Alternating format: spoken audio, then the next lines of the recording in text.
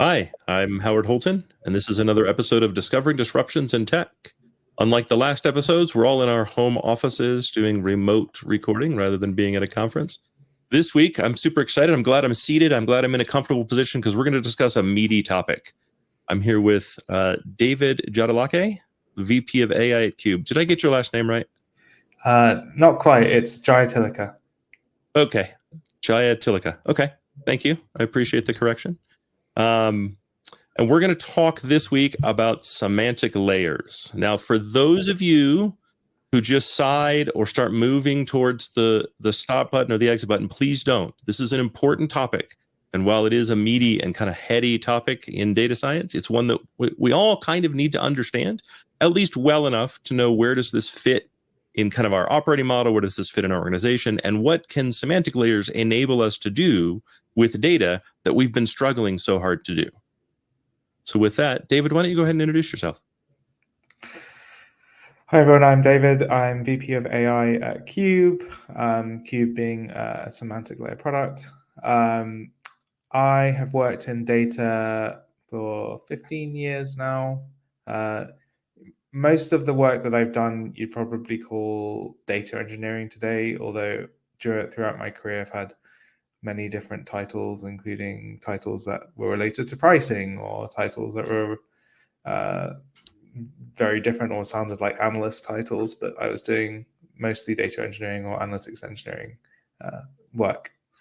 And that's kind of led me into the startup space, where I've worked for a few different companies, and just before Cube, founded my own company called Delphi Labs, which provided an AI interface to data using semantic layers. And naturally, we partnered up with Cube and ended up joining them. Nice.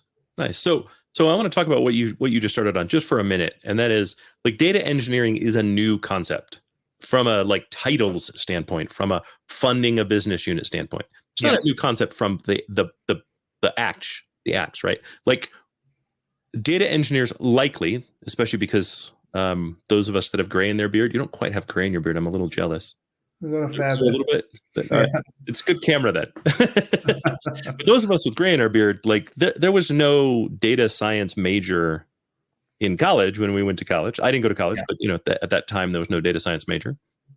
Instead, we were probably the people that had an affinity for math or a degree in math, had an affinity for a little bit of technology, and really liked the way the puzzle pieces of data fit together, and probably started with Excel.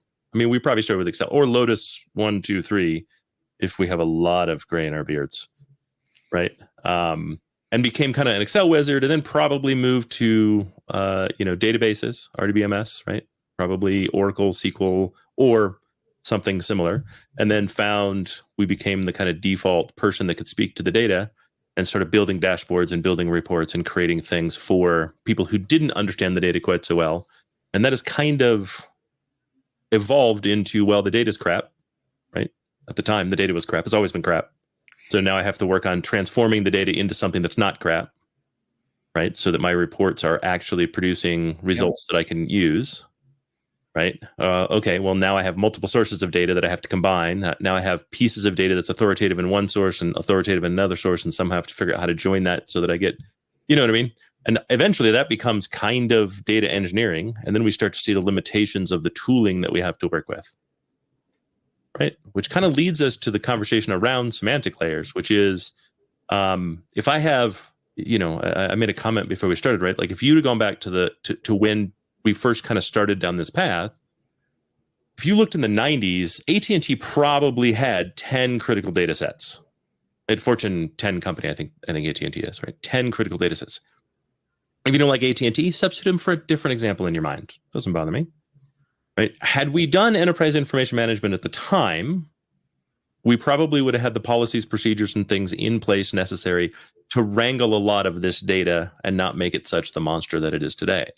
But frankly, EIM programs created resume generating events, as in the whole team got fired because they were a monster to try to do. And we really haven't got any better at it, but we've produced 1,000 times the data. Today, if you took every person that works in IT at AT&T and put them together, you still wouldn't have the number of fingers necessary to count up the data sources they have. right? They probably have a legitimate 50,000 data sources within AT&T.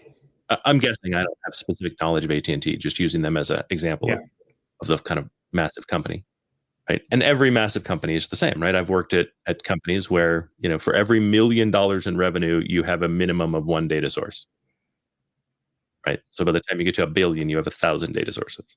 How do you get your arms wrapped around it? How do you like get access to that data and really start to do the things that we need to start to do in data science with AI and with data engineering, right? You have to create connectors, you have to do all these things. So enter semantic layers. So what does semantic layers solve within this kind of problem statement? So I think one thing I would describe is how I started out with data. And I worked for a payments company at the time called WorldPay, which is now FIS WorldPay. It's on I think it's a Fortune 500 company. I'm not exactly sure how big it is relative. And I started out using SQL Server and Excel to do data work. But what would happen is that stakeholders would come to my desk at the time. This was long before remote working was a thing, and say, "Hey, David, I want this thing," and they'd ask me a question in natural language. And I would take that question and my knowledge of our data warehouse and figure out how to write a query that I think could solve their question. And then I'd pull the data into Excel, maybe pivot it, maybe do some sums or something, maybe make a graph, and then email it or go over back to their desk and show them what I've got. And that process of me translating their request into SQL, that is part of what a semantic layer does, because in my head, I had mapped out, this is what a channel is. This is what a product is. This is what a customer is. These are the different ways I could join a customer's products together to find their total revenue. And so I learned those things on the job. And those definitions are core to what is stored in a semantic layer. So rather than having these definitions living inside someone's head or multiple people's heads and those definitions not agreeing with each other, you codify those into the definition of a semantic layer. And this code can be YAML, it can be JavaScript, it can be Python, it could be many different things, typically YAML. And so rather than relying on humans to always know how to query the data, you codify it, and then you can request using an API layer, I want to know revenue by customer for the state of Louisiana or something like that. And that then is translated using a compiler into raw SQL that can be run against the data warehouse. And it thus, removes ambiguity, improves consistency. And that's the core of what a semantic layer has, is that kind of knowledge graph of what the data is and what it means and how to use it. And then that compiler with APIs of how to request those things and deterministically get the aggregated results back. And yeah, that's kind of the core of how I would describe a semantic layer.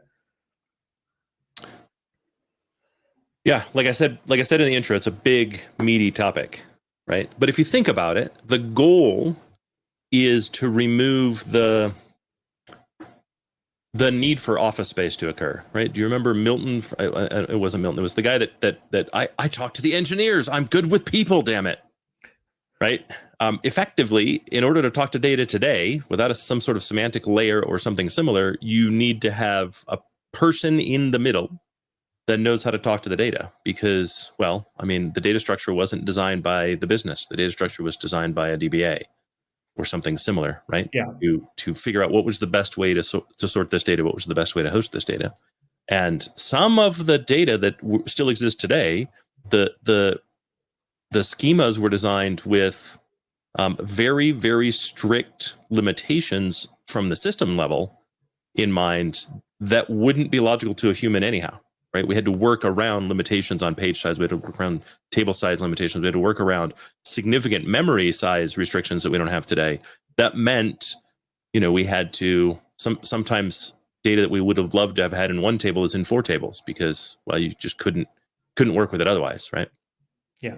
And so it's really logical to create a tool set that sits in the middle that allows for people to access data, whether those are citizen data scientists, which is, I know, a term that most people don't like, but I actually quite like, versus expert data scientists. It speeds up everyone's work, right? It's not advantageous to just those who aren't data scientists. It's advantageous to literally everyone. Yeah, definitely. And so like the whole idea of self-service analytics without a semantic layer just doesn't fly, because you need something which is translating what the raw data is to what a business stakeholder understands. Otherwise it's just not gonna work. And that then like leads on to, well, even that, is that enough? Even tools like Looker, like with their self-service, is that enough for a stakeholder to really access data? What we worked out when we founded Delphi Labs is, by surveying people, we roughly found out that inside those organizations that had deployed those tools, only about 25% of stakeholders really could self-serve. And of those, 10% were very, very competent in order to get pretty much anything they wanted. And that was kind of like why we then saw AI as the next intermediary step between the semantic layer and the business stakeholder, because the business stakeholder can ask AI anything that they could conceivably describe in English or actually we found any other language that was Sure. had a substantial body corpus on the internet. And that then could be translated into a semantic layer API request, which then gets translated into SQL, and then the stakeholder gets their answer without having to use a very complicated BI tool. Yeah, so the advantage there is obvious. How do you manage when the semantic layer isn't like, how does I'm going to call it awareness? How does awareness occur at the semantic layer, right? So if I've got a SQL server as an example, and I've got 5,000 databases, each of which have, I don't know, 1,000 tables in it, just some random number of crap, right? And in that, I know I have the record of every sale I've made, every purchase I've made, and every customer I've interacted with, but they're not clearly labeled, and I don't have a clue what database or table those are. How do I talk to the AI to get talk to the semantic layer, for the semantic layer to know where that data is authoritative, valid, and you know? So that relies on data engineering to happen, right? You can't. There's no magic. Okay. Well, I didn't think there was, but you know, the things people are claiming with AI lately, right? You'd think they thought it was magic. And you know what we've seen is where companies have tried to take shortcuts and say, oh yeah, this is magic. You don't need any data engineering work to happen in the middle. Just go and get your answers. It just fails. It doesn't work. Yeah, I would say you don't need data engineering. You could remove the data engineering or data scientist or data whatever from that and just insert person, right? Anytime they say, well, you don't actually need people to do this, it's going to fail. Yeah. You can speed people up. You can make them more efficient. You can make them more effective. You cannot remove them completely from the chain, right? Yeah, exactly. We want to use AI so they touch fewer pieces of the chain, right? Eventually, so that they're just validating that the chain is working. You can't remove them completely. And anyone that makes those statements is well, frankly, selling something. Yes. Right. So logically, it seems like you use an LLM, you chat with the LLM translates that into whatever the semantic layer requires to work, right? A query at the semantic layer. The semantic layer then, like, some piece of that has to be a check and balance that says, does this data exist in a way that I'm aware of it? Right? Yeah. So typically, like, what we've built is it makes a JSON like REST API request, and it will request using our retrieval augmented generation. It will find things that's related to the question and then put those into the request. And what can happen is, if it doesn't find anything in the semantic layer related to the question, it'll say, sorry, I don't think there is anything that's related to your question, which I think is great. I really like that, because analysts have always said no. If we don't have this, we can't answer your question. And that should happen. And that's one thing that didn't happen with these kind of magic tools. You know, they'd always come up with something, even if it was complete nonsense. And that's a mark of a bad system for me. And so what happens is that the data engineers or analytics engineers in your company, they've built your semantic layer. Yes, you may have 10,000 databases with 1,000 tables per database, but the vast majority of that data is not relevant, and only a small fraction of that data is something that you'd want to expose to your stakeholders to answer what you'd call BI or analytical questions. So you abstract that core data, that data model that you want to show to your stakeholders with the semantic layer, and then the semantic layer contains all these terms, these business terms, and they're accessible via the APIs. So it brings up an obvious feature request, which is if the AI responds and says, I don't think that data exists, give me the ability to say, I know it exists, I can get to it in this application, and then have it open a ticket or something. Yeah, that's generate an action, so the data engineering team goes, cool, we now have a new JSON we need to create. Or, it gets added to a backlog, and once you get 500 votes or whatever, you know what I mean, that becomes the next thing on the backlog. Yeah, that's like an interesting use case. You'd probably need to bring in additional metadata from some kind of wider data catalog than what's in the semantic layer already, because the semantic layer is very narrow in scope for data that you want queried right now. For sure. No, I wouldn't. It literally should just be the exact same response. But oftentimes I know the data exists. I've used it in a system and I'm trying to, you know what I mean? So I know the data exists. Just because it hasn't been added to the semantic layer in the data catalog yet doesn't mean it doesn't exist in my organization. And so giving me the ability to exist within that system and just say, just open a ticket. Well, this is the thing, like the number of prospects or customers who've said to me, oh, where it doesn't answer the question, can you send us that list of questions, because that tells us what things we need to build. Yep. Yeah, I can't imagine this would be the first time we've heard that request, right? So it seems more and more logical, right? It is an interesting angle where you've described, well, the data is out there somewhere and we have metadata for it, probably in a wider data catalog. Right. And therefore the AI could look through that catalog and say it's there, but you can't query it. That's an interesting concept. That would be useful. Yeah. Yeah. Right. AI has so much potential to assist us in what we're doing. Another thing so I watched a demo from a company that had added AI to their tooling, and I'm not bashing the company, so I'm not going to name them at all. But effectively, there are two ways to do this. You can use our new AI tool or the traditional kind of SQL query builder tool. Here's our SQL query builder expert who's going to race someone who's never seen the tool before just using the AI. It's a very neat kind of thing. They said they were very scripted in the questions. It's fine. Like no complaints there. This is all kind of early stuff for all of us. The problem that I had with it was the AI would respond with an answer, but the answer was wrong. It's okay. That's going to happen. I mean, that happened to us, right? As data engineers, like when we would query data, and I haven't been a data engineer for a long time, but when I would query data, I would have to have my own bullshit filter to go, oh, this is patently wrong. There's something wrong with my query. I'm looking at something, and then I'd go look at it, and 9 times out of 10, the query was looking at the wrong data. I was looking in the wrong location for that piece of data. It wasn't authoritative, and thus it was wrong. The problem they had was their AI didn't know that it was looking in the wrong place. So it was providing like accurate results based on the wrong data kind of thing. But because the person was new, they didn't know that was wrong data. Yeah.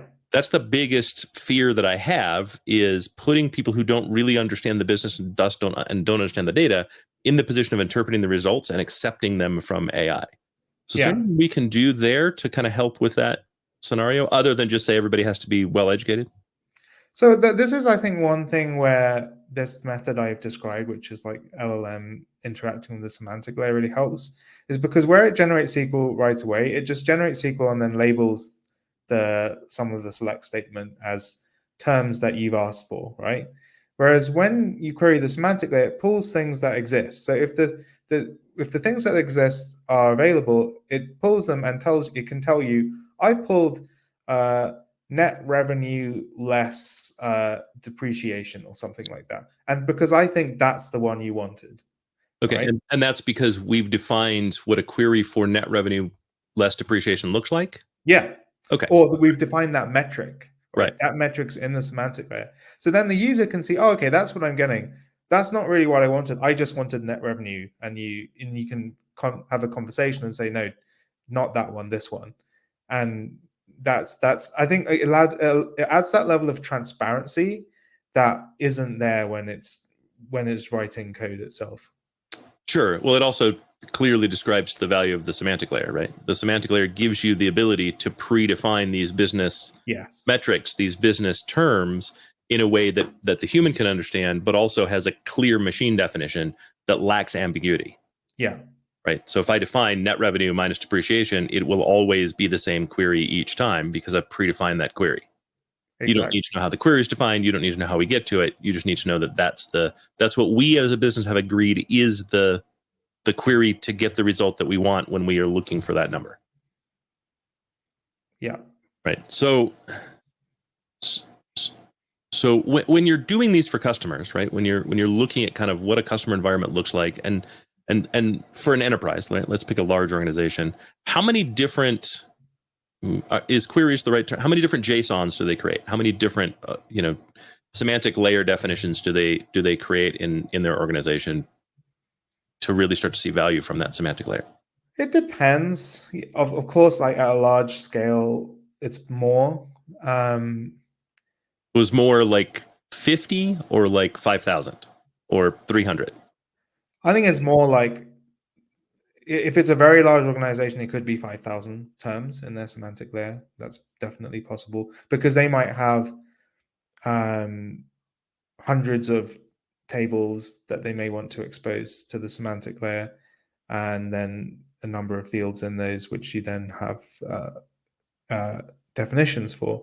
But that's on the very large end. And if you think about their underlying data infrastructure, it's like the tip of the iceberg or less. For sure.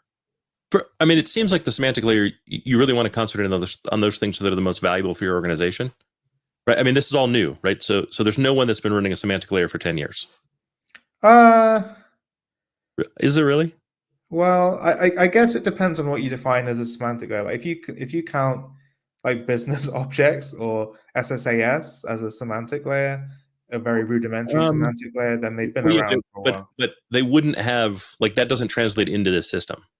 Is kind of where I'm going, right? So a modern semantic layer, you still have to rebuild these things. Yes. Right. So you don't have 10 years of, we've been building these things for 10 years and thus we have literally everything done. Right? No, probably not. There's probably some that are close to that. Sure. But as a general rule, right? Like, no one has this completed. Right. But there's likely like commonalities that you're going to look for. How would you recommend customers kind of start down that particular journey within their planning and strategy of a semantic layer, and then how do you estimate kind of time and effort and that sort of thing? So when you're doing your strategic planning, you're like, okay, well, it's going to take us 3 months to get it stood up. We'll have the first 15 terms defined in a month. That'll give us, we can start using that, start getting some valuable results, and then we can accelerate from there. Like, what does that kind of look like? So I think the way you scope it is, where are they feeling the pain of this the most? And so typically, especially on large scale customers, it's where they're having like multi-access to the same data. So they've got like Excel, Tableau, Power BI, some front-end application, all accessing the same data, using different terms, using different definitions of how to query it. And that's usually like one domain of data inside that organization. And so if that's where the pain is, let's start there. So let's go and define that restricted scope domain of data in that semantic layer, then reconnect their tooling and their applications to the semantic layer. And that's a really good like starting project where you can see value quickly, and then you can expand to other domains. Yeah, I like that. Start with kind of one group, one business unit, and whoever's experiencing the most pain, solve that for them, and then move from there. That also helps to create a champion, right? Yes. We're always trying to create champions in an organization because no one trusts IT. great, IT is doing some new thing that's now going to cause problems. But if you get someone in the business to go, no, this is amazing, this works, this saves me so much time, our results are so much better, than everybody else lines up outside the door going, me next. Yeah. Right. So what are some other kind of best practices that you'd give customers within the context of adding a semantic layer to their organization? So it also depends on their intent. So it's very different when someone is considering, like, this is for our internal use. Mostly we want to use Excel and some BI tools together on the same data set, to if they want to enable embedded analytics, because the concerns are different. And we support both very well, but the concerns are very much around, like, with the customer and the embedded analytics use case, it's much more around multi-tenancy. The data model doesn't change all that often because it's a product that they have to look after, and then they have, regular, release cadence. Whereas when it's internal, they're changing it a lot more often. There's less rigor on, treating it like an API to look after, more on enabling connectivity and enabling the right business terms and evolving that quickly. And then now we're seeing these AI use cases where they want to use the AI feature with the semantic layer. And where that's the case, we're giving people kind of slightly different, it's not hugely different, but slightly different guidance, where we're saying, AI is going to read the description. If you put a nice description in your metadata, it's going to read it. It doesn't get tired. It doesn't get bored. And it's not going to hurt your human users for you to put a very good description in for a field or for a table or for whatever it might be. And, name things nicely. Don't put in loads of abbreviations. Like, if it's a customer, call it a customer. Don't call it GTM account 3 or something. Call it something reasonable. One of the ways I kind of describe it is, imagine if, like, this was an insurance company. Like, the way I describe it is, imagine if someone joined from your competitor tomorrow. They understand your business really well. They should understand this semantic layer and what the terms in it are, without having to know exactly how your business runs its processes. So that's, I think that's like a great way, because essentially an LLM is like that. It's going to be an industry expert. It just doesn't know your business that well. Right. So don't obfuscate it. Right. Yeah. Don't make it more difficult to onboard people. Don't make it more difficult to get people up to speed. Don't make it more difficult for people to find the things that they're looking for. Yeah. So there is no security in obscurity. So all you really do is make it harder for everybody. Right. Yeah. Especially when the goal of this is to enable access to data, to enable access to get those insights that you're looking for without having to involve someone that knows the secret handshake or the magic code word. Yeah, exactly. Yeah, that's fantastic advice. So what do you see as kind of the future here as we kind of look ahead, right? AI is kind of new, LLMs are still new as integration pieces. Semantic layers are still relatively new, certainly in this kind of modern form of a well-defined semantic layer. What do you see as kind of the future that customers should start kind of paying attention to and looking for, and maybe planning for? So I guess if you think about the current generation of AI and how it will evolve, I think what we'll see is, right now it's expensive and people are thinking about costs related to it. I actually think that's the wrong thing, because what we've seen in just the 18 months or so since we founded Delphi and then since joined Cube, is the costs have massively reduced, the speed has massively increased, and we will see that continue. And we'll get to a point where, I don't know if it'll ever be as cheap as a database query, like on a OLTP database, but it won't be so much more than that you'd be worried. And I think we'll get there. And so that what we'll see then is that AI becomes ubiquitous. It's relatively affordable. It's specialized, and that's great. We'll see people get more value out of it without worrying about costs so much. That's what I see in the relative near term. One of the things I really hope to see is that people building AI applications, think about how to get the AI applications to interface with APIs more, rather than always just trying to generate something. Because I think the generate something is a nice trick to start with, and it's flashy, but actually what's really cool and is when AI can do something for you. Sure. And I think that's what I'm quite excited about, with Apple's actual approach to AI, like with Apple Intelligence, because I feel like they've held off for ages in releasing it, because it sounds like they want it to interact with the APIs in their operating systems, and that I think is going to be huge, when you can just ask it to do something and it interacting with an API and just doing it for you. That's kind of what people wanted from AI, I think, rather than to just generate loads of content. Yeah, no, I tend to agree. I will caution though, like, don't avoid AI because it doesn't do something for you and all it does is generate content. Yes, I use AI to. I do too, right? Yeah. We should all be using it enough that we have an understanding of how it works, and we're not lost, right? Because if we wait until there's some magic thing that's going to make a huge difference to us, we're going to be left behind. And being left behind in an AI world is not a world you want to be left behind in. Yeah. Right. So I would really advise companies today to start looking at ways to embrace AI just as a learning tool for your employees, so that they get comfortable with it. So as you start to institute these tools that will provide tremendous value with the proper business context, they're already kind of comfortable and familiar with it. And they're not like grandma who gets access to the Amazon Echo for the first time and is trying to ask Amazon to do things. Yeah.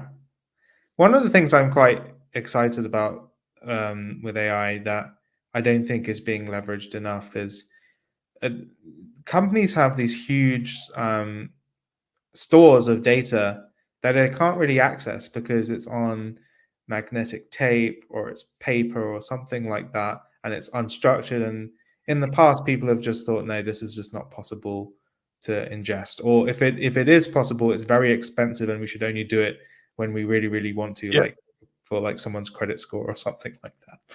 And now what you see is that actually getting AI to then take the text out of an image, structure that text into some kind of pro forma, that's all very, very easy. It's like a few clicks and it can do that. And you can do it insanely easy. Yeah. It's my favorite use case for AI right now, is to take unstructured data and turn it into structured data. Right. And then suddenly, rather than only having your tabular data available to your semantic layer, you've got all of your data. Everything is available. Yeah, it's kind of crazy how well that works, isn't it? Yeah. And I feel like it kind of expands industry into, data never really had that great of a foothold into industries like law, for example, right? Because lots of law data is this unstructured data, but actually now it's like wide open, I feel. Well, so I worked in e-discovery for a decade, right? And the amount of people that you would hire to effectively turn the unstructured stuff into semi-structured data was huge. There was some automation, but that was really around metadata. But when it came to the actual unstructured components of the data, you paid a lot of people to do that. And today you could absolutely integrate AI into e-discovery with a high level of success, probably a higher level of success than you get with the humans. Again, I still wouldn't remove the humans from the loop, especially not in things that can cost you billions of dollars. But as a way to speed up that process and lower the cost, the sky's the limit there. Yeah. Yeah. And again, I think this is where, yes, human in the loop, but I also think it's where if you store that lineage and you store that image next to the JSON structure that you've then derived from it, someone looks at that JSON structure and says, that looks weird. That right. you can see, oh, okay, that image is very faded and it's missing some stuff or right. something like that. Yeah, and it does get really interesting too. But there's also things that AI can do that humans simply cannot do. Right, like a really interesting one. I took a picture of my bookshelf. I uploaded it to ChatGPT and I said, "Give me a list of all the books on the shelf." There's no way I could read that. There's no possible way I could read that. But the AI did it with like 96% accuracy. It was crazy and fast. And I'm like, oh, cool. Now I have a catalog of my bookshelf. That's super useful for me. Right. So if we again kind of just go back to, these are the things you should start doing as a business today, right now. These are the things you should start thinking about. Enable your employees to do these things. Right. Be cautious about sharing proprietary data with a public LLM. Just don't freaking do it. However, there are plenty of ways to leverage the APIs that don't teach the LLMs that still allow you to do these things. And I highly recommend, stepping into those spaces.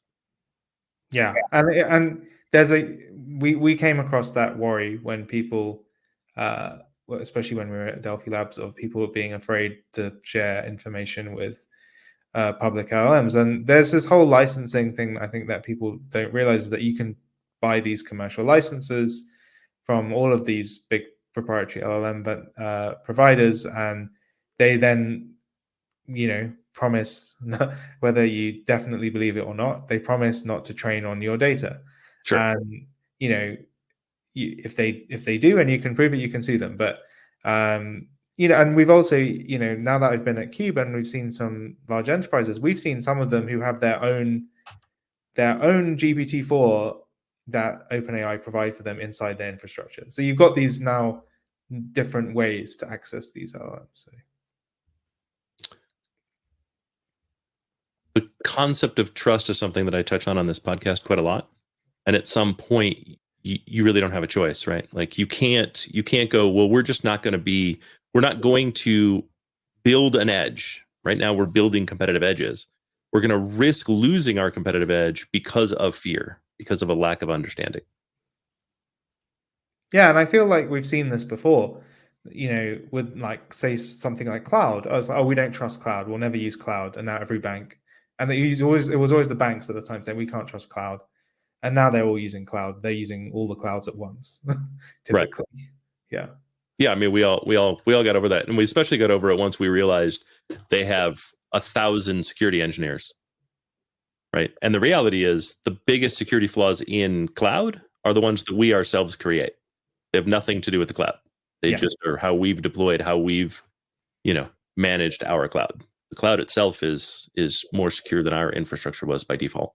I mean, we never see these breaches where, someone's found a backdoor in AWS's infrastructure. That never happens. It's always someone lost their credentials. Kind of, right? There was a credential flaw in Azure Active Directory that was found. Okay. Right? Like they're so exceedingly rare, though. Yeah. And that, like, most of them would still exist. You know what I mean? Like if there's a bug in Active Directory, as an example, the bug is going to exist on-prem as well, more than likely. So you're not going to escape it by running away from the cloud.